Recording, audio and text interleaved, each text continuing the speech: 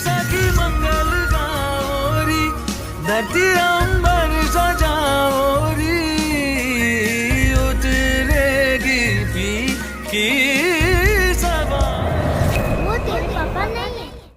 नमस्कार, स्वागत है A to Z न्यूज़ में। और हमारे साथ आज मौजूद हैं मशहूर film actor, versatile actor Sharman Joshi. बहुत स्वागत है सर आपका। बहुत बहुत शुक्रिया। फौजी कॉलिंग 18 मार्च को रिलीज़ हो रही है, जिसमें एक मेन कैरेक्टर रोल प्ले कर रहे हैं। ऐसा कैरेक्टर शायद जो इस तरह के ट्रेलर आ रखे हैं, शर्मन जी का कहना को लगता है कि एक बहुत चैलेंजिंग रोल। किस तरह की मूवी है और किस तरह से आप इस रोल को लेकर अपने आप को जोड़ते हैं? आज तक हम लोग ने फ़ौजियों की वीरता को हमने सराहा है, माना है, कबूला है, सेलिब्रेट किया है, लेकिन आज तक हमने फ़ौजियों की परिवार की कुर्बानी, उनके बलिदान को शायद इतना पहचाना नहीं है और इतना मान दिया नहीं है, जो हम इस फिल्म के द्वारा लोगों तक ये मैसेज पहुंचाना चाहते हैं कि फ़ौजी जब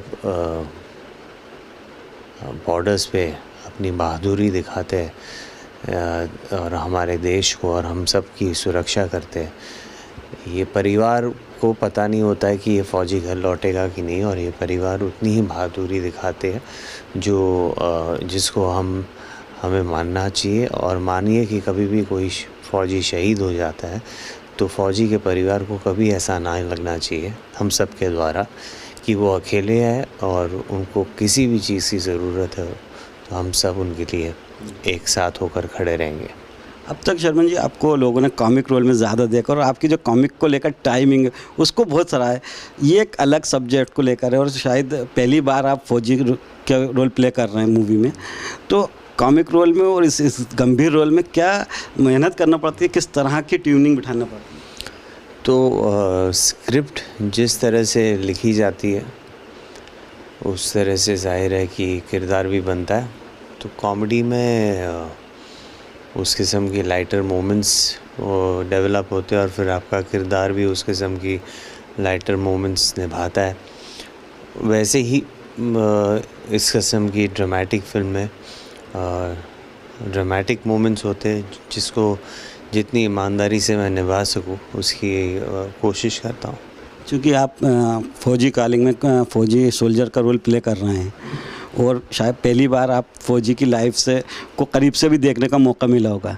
इससे पहले आप फौजियों को, सोल्जर्स मैन को लेकर आपकी क्या सोच थी कि किस तरह की उनकी लाइफ रहती थी? अब चूँकि आप खुद आपने के फौजी का रोल, सोल्जर का रोल प्ले किया है, तो क्या मानते हैं? मैंने जैसे कहा कि ये फ़िल्म फ़ौजियों के परिवार पे ज़्यादा हमने गौर किया है और उनकी कुर्बानी, उनके बलिदान को हम मान रहे हैं, सैल्यूट कर रहे हैं।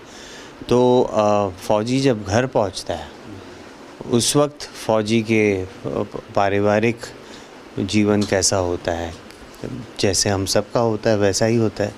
सारे सेम इमोशन वो लोग भी फील करते हैं, जॉय, हैप्पीनेस अपने परिवार को इतने महीनों बाद, सालों बाद मिलने का, और वो सारी चीज़ें हमने दर्शाने की कोशिश की है और उसके ज़रिए ये भी कहने की कोशिश की है कि फ़ौजी का परिवार सबसे पहले।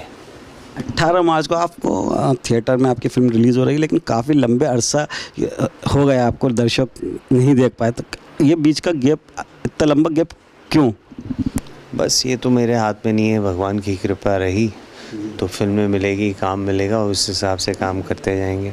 अच्छा, एक चूँकि बड़े बड़े आर्टिस्ट, चूँकि अभी कोरोना काल की वजह से थिएटर्स बनते पूरे, तो लोग OTT प्लेटफॉर्म की तरफ मूव कर रहे थे। बड़े बड़े एक्टर्स हैं, हम अगर बॉबी देओल की बात कर रहे हैं या विवेक ओबराय की बात कर रहे हैं या दूसरे एक्टर्स की बात कर रहे हैं, तो आप क्या मानते हैं, OTT प्लेटफॉर्म ज़्यादा बेस्ट है या थिएटर? OTT प्लेटफॉर्म अलग है, थिएटर प्लेटफॉर्म अलग है। मतलब सिनेमा का और प्लेस का थिएटर वो भी अलग है। मैंने भी OTT के शो कर चुका हूँ। अभी मेरा ख्याल है अब ऐसा समय आ गया है कि एक्टर या डायरेक्टर या प्रोड्यूसर भी या राइटर भी किसी भी प्लेटफॉर्म पे, किसी भी फॉर्मेट में, किसी भी टाइम लेंथ का काम कर सकता है और अभी कोई टैबू रह नहीं है। वो सारी लाइंस काइंड ऑफ मर्ज हो गई है। ऑफ कोर्स हर एक प्लेटफॉर्म का एक अपना USP रहेगा, लेकिन अगर आप फिल्म करते हो तो आप टेलीविज़न नहीं करोगे या थिएटर नहीं करोगे या OTT प्लेटफॉर्म पे नहीं काम करोगे, वो वक्त मेरा ख्याल है अब रहा नहीं।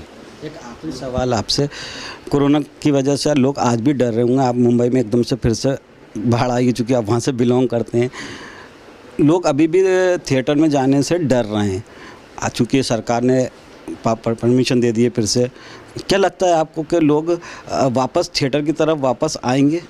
इच्छा तो बहुत है, मुझे ऐसा लगता है लोगों की। जब फ़्लाइट से मैं ट्रैवल कर रहा हूँ, मैं देख रहा हूँ कि फ़्लाइट्स भर भर के जा रही है और कहने का मतलब है कि लोग अपने काम पर तो पूरी मात्रा में बाहर निकल चुके हैं। और रहा एंटरटेनमेंट का सवाल, तो एंटरटेनमेंट सिनेमा घर में जाकर के पिक्चर देखना मेरे ख्याल है बहुत ही सेफ़ एक्सपीरियंस है। और चूँकि अब ऑलमोस्ट बाकी का जीवन भी जैसे था वैसे हो गया, तो सिनेमा घरों में जाने की उत्सुकता तो बहुत है लोगों की। उम्मीद करते कि आएंगे और पिक्चरें देखेंगे। ऑल दी बेस्ट बोलना चाहते हैं आपकी फौजी कॉलिंग के लिए, जो 18 मार्च को रिलीज़ हो रही है। जिस तरह का ट्रेलर आ रहा है कि वाकई एक अलग मूवी लग रही है, सोल्जर बैकग्राउंड की लग रही है, कि ऐसा लग रहा है कि एक बहुत इमोशनली ड्रामा। तो उम्मीद है कि ये फिल्म आपकी सुपर डुपर हो और दर्शक आपको लगातार जैसा मिस कर रहे थे बीच में, वो गैप कम हो और आप जल्द से जल्द दूसरी मूवी में। बहुत बहुत शुक्रिया हमारे साथ जुड़ने के लिए। बहुत बहुत शुक्रिया आपका। तेरी साखी मंगल गाओरी धरती